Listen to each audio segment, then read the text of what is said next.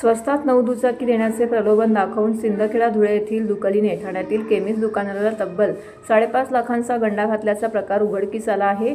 या प्रकरणी वागळे स्टेट पोलिसांनी ज्ञानेश्वर सखाराम कोळी आणि दिनेश पाटील या दोघांना अटक केली असून त्यांच्याकडून 7 दुचाकी हस्तगत केलेल्या आहेत।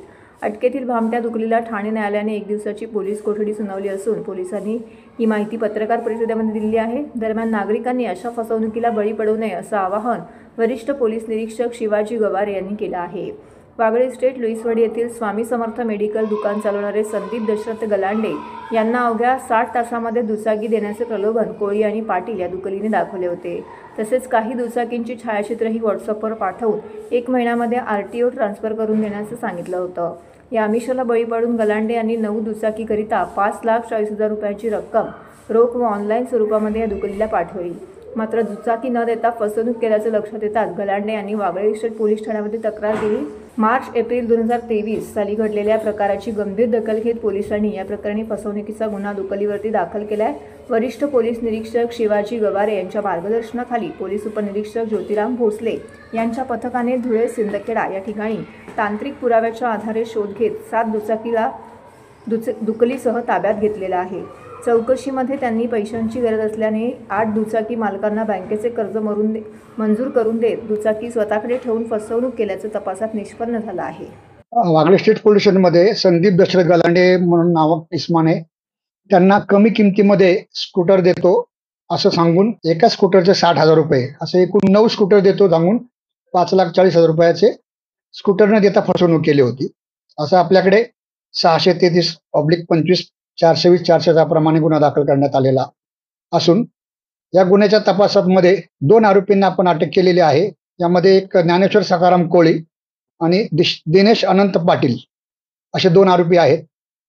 यांना अटक केल्यानंतर असं निष्पन्न झालं की यांनी ह्या फिर्यादीला ज्या गाड्या देणार होत्या 9 गाड्या, त्या 9 गाड्यांच्या मालकांना त्यांना पैशाची गरज आहे तर मी तुम्हाला पैसे देतो, तुम्ही लोननी गाड्या घेतलेल्या दाखवा, मग मी तुम्हाला पैसे देतो असं सांगून लोनवर गाड्या घ्यायला लावून त्या गाड्या स्वतःकडे ठेवून त्यांची फसवणूक केलेली आहे अशा तपासात निष्पन्न झालेला आहे। आपण नमूद गुन्ह्यामध्ये एकूण 7 गाड्या रिकव्हर केलेल्या आहेत। त्यामध्ये 3 ॲक्टिवा आहेत, 4 ज्युपिटर आहेत, अद्याप 2 गाड्या रिकव्हर करणं बाकी आहे। या गुन्ह्याचा तपास हा माननीय पोलीस आयुक्त ठाणे, सहपोलीस आयुक्त श्री ज्ञानेश्वर चव्हाण साहेब, अप्पर पोलीस आयुक्त श्री विनायक देशमुख साहेब, पोलीस उपायुक्त परिमंडळ 5 श्री कदम सर, सहाय्यक पोलीस आयुक्त वागळे विभाग श्रीमती दीपाली खन्ना मॅडम यांच्या मार्गदर्शनाखाली डिटेक्शनचे पोलीस उपनिरीक्षक भोसले यांच्या टीमने केलेला आहे।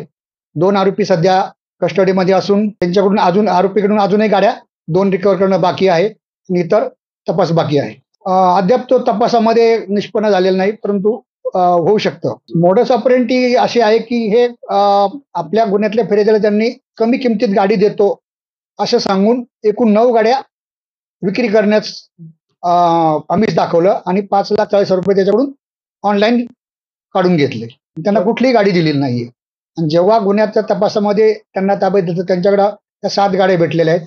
7 गाड्यांच्या मालकाला त्यांनी तुम्हाला पैशाची गरज आहे तर तुमच्या नावाने मी लोन काढून गाड्या घेतो, त्या गाड्या माझ्याकडे द्या, तुम्हाला मी पैसे देतो असं सांगून त्या गाड्या घ्यायला लावल्या आणि गाड्या स्वतःकडे ठेवल्या आणि त्यांना पैसे दिले नाहीत। नागरिकांना हे सर्वात महत्वाचं आव्हान म्हणजे तुम्ही कुठल्याही प्रलोभाला बळी पडू नका। कमी किमतीत कुठेही गाडी मिळू शकत नाहीये। ही गाडी एकतर कुठेतरी चोरलेली असू शकते किंवा इतर कोणातरी फसवणूक करून ताब्यात घेतलेली असू शकते। त्यामुळे काळजी करा, अधिकृत एजंटकडूनच गाडी खरेदी करा किंवा शोरूममध्ये गाडी खरेदी केलेली कधीही उत्तम।